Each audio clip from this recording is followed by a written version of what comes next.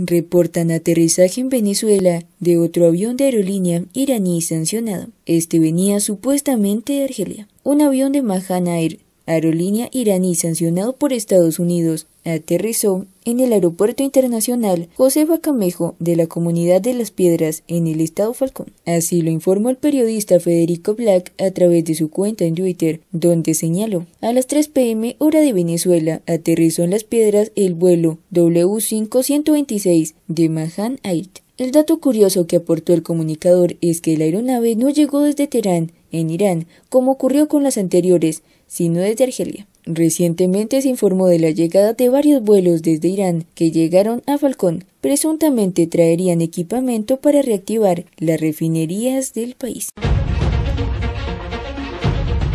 Venezuela es el país con el mayor riesgo financiero en todo el mundo, según The Economist. La influyente revista británica The Economist elaboró un informe sobre los mercados emergentes que están en mayor riesgo financiero del mundo, y Venezuela se posicionó en el fondo del ranking. El ranking se maneja con colores desde una paleta de azules y rojos que va de un celeste claro para los mercados emergentes más seguros como Botswana, Taiwán, Corea del Sur, Perú y Rusia, hasta un rojo intenso para los más riesgosos, en la que Venezuela se llevó el gran premio. Para su elaboración, The Economist considera 4 variables: deuda pública total, deuda en moneda extranjera, ambas en relación a lo que estima será el PIB de 2020, el costo de financiamiento y la cobertura de reservas extranjeras. En el caso de Venezuela, dice la revista, debe barriles de cash y petróleo a sus acreedores, banqueros y benefactores geopolíticos como China y Rusia. Por Ecuador, que ocupa la posición 54, pospuso por 4 meses un vencimiento de $800 millones de los países sudamericanos considerados de menor riesgo. Además de Perú, está Paraguay en la posición 20 y Bolivia en el puesto 21, que aventajan a México, que se ubica en el puesto 28, Colombia 29, Brasil 30, Chile 31 y un poco más atrás, Uruguay 33. Por esto regañó Maduro en vivo a un sindicalista y a uno de sus ministros. Nicolás Maduro le llamó la atención a su ministro para el Trabajo y a William Rangel, presidente de la Central Bolivariana Socialista de Trabajadores de Venezuela, por no cumplir las medidas básicas para prevenir la propagación de esta enfermedad. Creo que no están guardando la distancia debida, tú y Piñate, dijo en un comienzo Maduro con algo de firmeza. Luego, con más calma, expresó que en las reuniones de sus funcionarios deben aguardar la distancia debida y darles el ejemplo a los venezolanos. Sus tapabocas, sus gorros, guantes, tenemos que dar el ejemplo a nuestro pueblo. Aseguró que durante un recorrido por Caracas que realizó junto con Cilia Flores, vio a ciudadanos sin tapabocas. Dijo que tuvo la intención de llamarles la atención, pero decidió no hacerlo porque su esposa se lo pidió.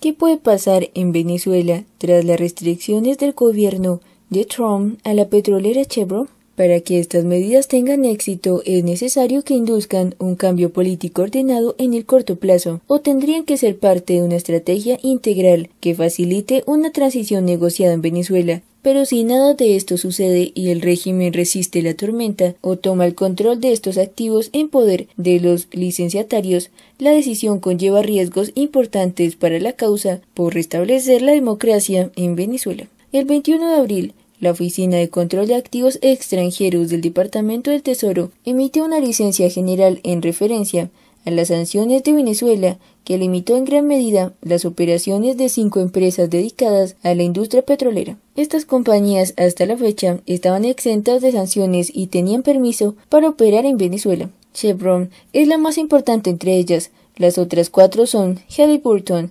Schlumberger, Barker Hughes y Weatherford International.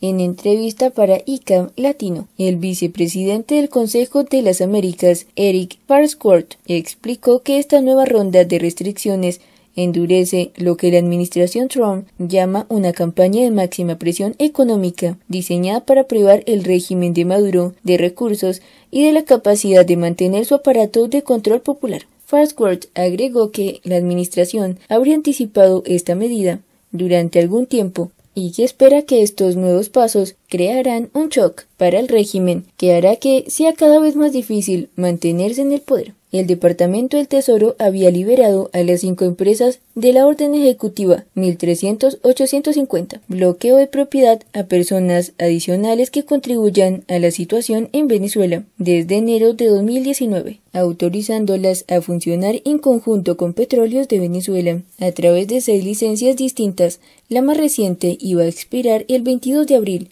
y debía ser renovada de alguna manera o terminada. El New York Times reportó que la decisión de finalmente implementar estas restricciones ocurrió después de un debate intenso en la administración. Unos argumentaban que Estados Unidos debería mantener presencia corporativa en Venezuela en vez de abrir más oportunidades a Rusia y China, mientras otros insistían que extender los permisos a las 5 entidades ayudarían a Maduro a quedarse en el gobierno. Finalmente prevaleció el segundo grupo. La fecha de expiración de la licencia anterior coincidió con el precio de crudo a futuro más bajo de la historia, menos $38. Desde entonces ha subido cerca de $15.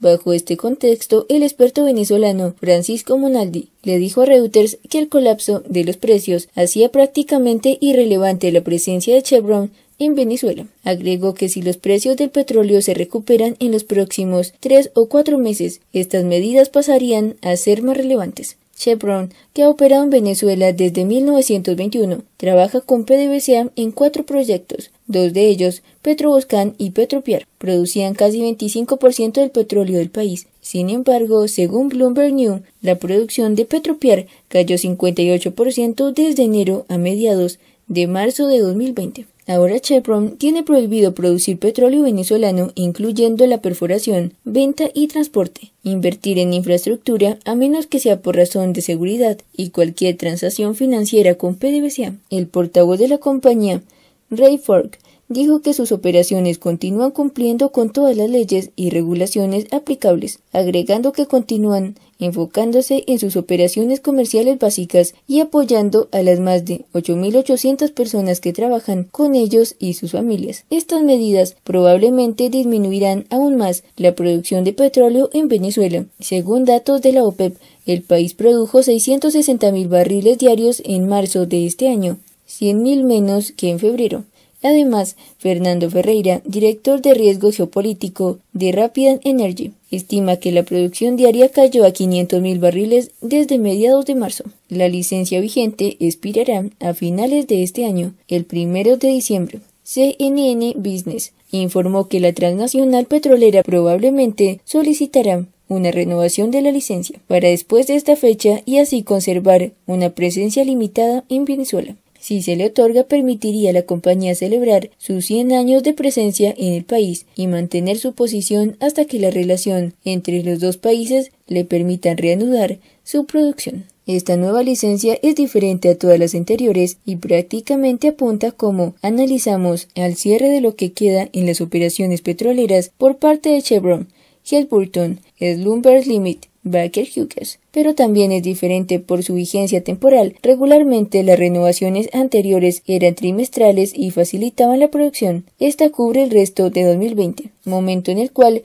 ya habrán ocurrido las elecciones presidenciales en Estados Unidos y se inscribe en escalamiento de la estrategia de extrema presión económica para inducir un colapso del régimen de Maduro, con la expectativa de que allí florezca un cambio político positivo para el país. Al pensar en la decisión, surgen algunas preguntas en términos del marco temporal de la medida, pero también sobre las consecuencias no deseadas de la misma. Si los cambios en Venezuela no tienen lugar pronto y todas las operaciones petroleras de estas compañías se reducen al mínimo esbozado, uno podría anticipar que el régimen también escale con expropiaciones y otras medidas para tomar el control de las negociaciones entre PDVSA, Chevron y las demás operadoras, abriendo la puerta de esa manera a una oportunidad de mayor influencia para Rusia, China o Irán en el negocio petrolero venezolano. Por otra parte, nada garantiza si una estrategia coherente que depende de importantes acuerdos entre los líderes en conflicto en Venezuela,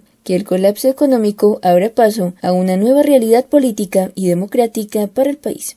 Para que estas medidas tengan éxito es necesario que induzcan un cambio político ordenado en el corto plazo, o tendría que ser parte de una estrategia integral que facilite una transición negociada en Venezuela. Pero si nada de eso sucede y el régimen de Nicolás Maduro resiste la tormenta o toma el control de estos activos en parte de los licenciatarios, la decisión conlleva riesgos importantes para la causa: resistir la creciente influencia del régimen y la opacidad de las relaciones económicas que éste impone.